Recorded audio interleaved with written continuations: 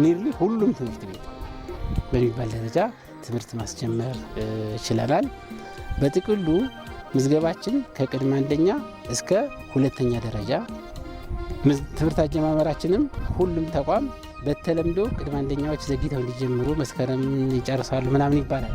ከመመሪያ አንጻር ግን አሰራሩ የሚፈቅደው ዴዋን ክላስ ላይ ሲከፈት ሁሉም ተቋም ሁሉም ፕሮግራም ነውና እኩል የሚከፈተው ከጎልማሳ ትምህርት በስተቀር ሁሉንም እያስጀመርንበት እለት ነው። ለመናገር በዛሬው ዕለትም የመጣው ተማሪ እንዳያችሁት በጣም ከፍተኛ ቁጥር ያለው ተማሪ ስለሆኑ ደስ ብሎናል። የቀረን ነገር ቢኖር ምንድነው ምዝገባም በተለያየ ምክንያቶች ያልተመዘገቡ ልጆች ይኖራሉ።